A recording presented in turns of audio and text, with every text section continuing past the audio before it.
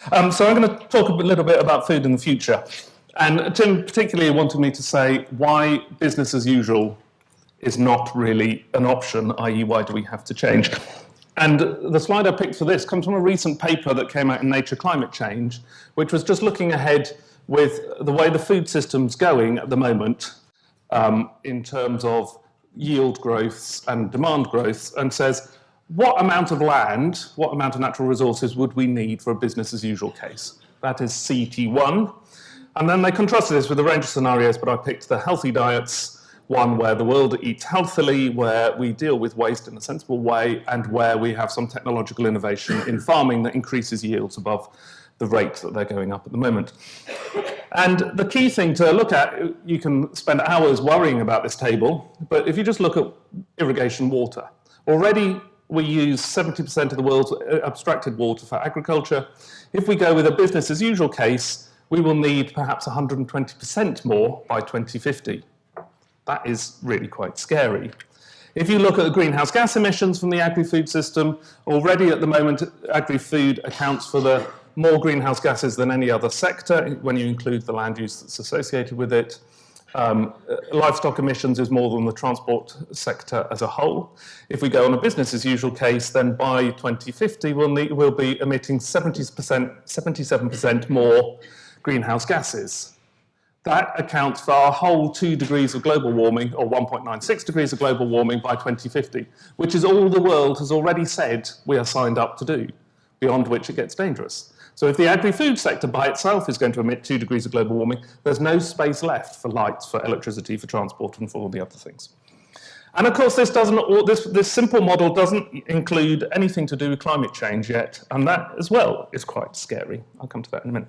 Second reason business as usual is not an option is we have got ourselves into a globalized system where we have huge amounts of homogeneity, huge amounts of uniformity.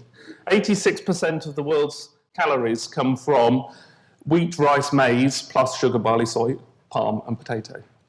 2/3 of the world's calories come from those 3 main crops. This is a map of disease spread right in the top left-hand corner for UG99, which is a stem rust of wheat spreading around the world. If we have so much relying on such a small number of crops, if something goes wrong with those, the whole global diet is reliant, more or less, on these small handfuls of crops, and if something goes wrong, that's very risky. Then climate change.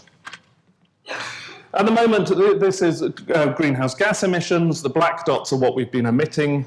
The various lines are IPCC scenarios. We're on course at the moment for a world that's about 4.5 degrees hotter at the end of the century, unless things radically change.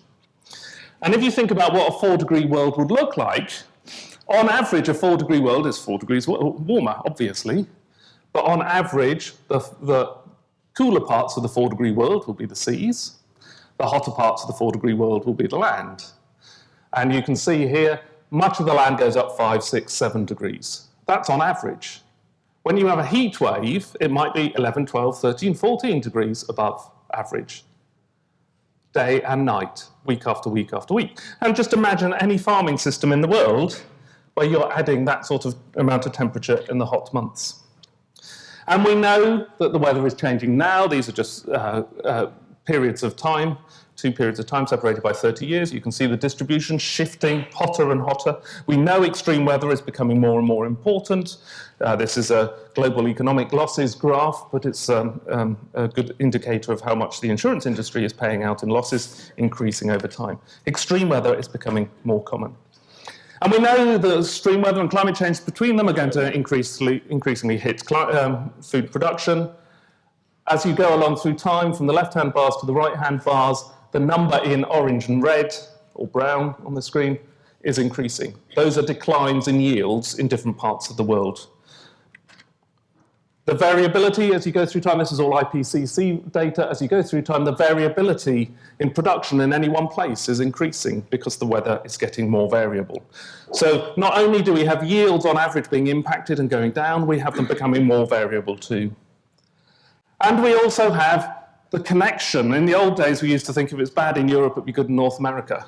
Now we're starting to recognize that much of the world is connected through these global atmospheric patterns. And if you look in a bad El Nino year, for example, here is a map from a recent paper by Andy Challoner's team, 61% of the world's maize production could be affected by El Nino, so if it's a bad year, we could lose significant amounts of maize. 17% of soybean, 45% of rice, 53% of wheat. They're all connected by the same climate systems.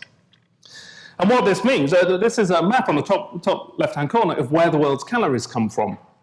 The world's calories, on average, come from an amazingly small number of places, where, of course, wheat, maize, rice, soy is produced, and palm oil. If you look at a map of where the yields might go down, the deep red colours are down to minus 50%, and this, for many reasons, is probably an underestimate map of global climate change impacts on food.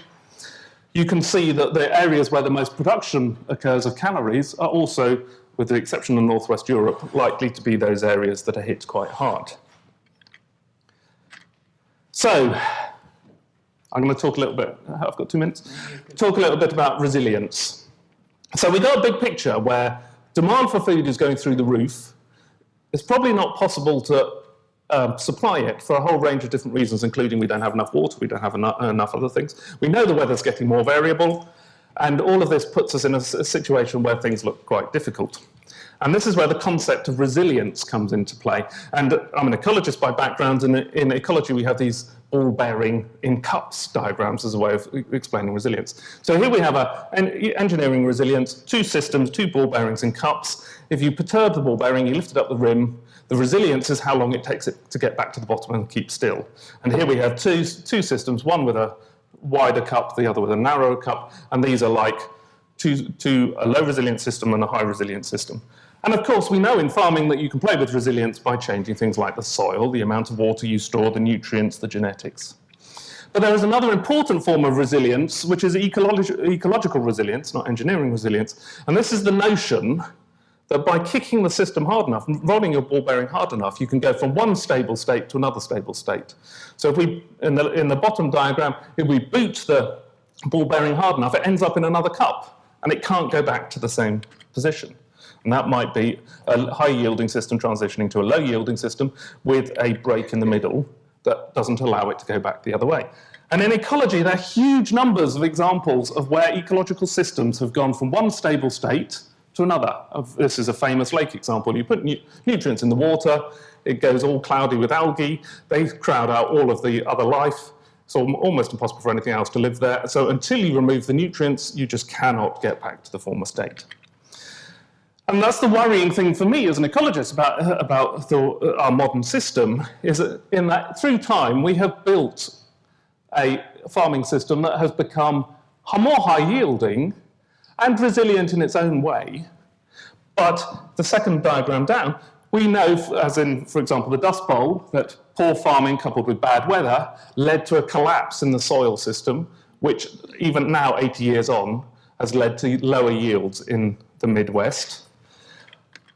What worries me is that as we have got to a very large-scale homogeneous system with the impacts of climate change, we have effectively eroded that lip between the high-yielding system and the low-yielding system. And it wouldn't take much of a kick to make our ball bearing roll back down to a low-yielding system. So one of the things that we've got to be careful about is that driving our agricultural production, simply because there is demand, driving our agricultural production in the face of all of these external drivers might lead us to cross-planetary boundaries or local boundaries, which might lead to the system collapsing, as with the Dust Bowl. I think I'll skip over that. There are many ways of making a farming system more resilient by getting away from this large-scale homogeneity, developing more diversified systems, which might be better for a whole range of biodiversity, might be better for local diets, might be better for transparent food chains, might be better for a whole range of other ecosystem services, and might be better for the farmers in terms of reducing their risk, because if they're only growing a single crop and the weather gets bad and that crop fails, then they're up a creek without a paddle, in technical terms. So I'll skip over that, because I'm sure other people are going to talk about these issues. Bottom line is, we can only push our agricultural systems so far. In the face of external perturbations through the weather, I think we're getting to a stage where we cannot expect, from a biological perspective, for them to ever greatly intensify production without limit. And we're going to get ourselves into a situation where, as the weather becomes more variable, locally we'll start losing yields because our system won't respond.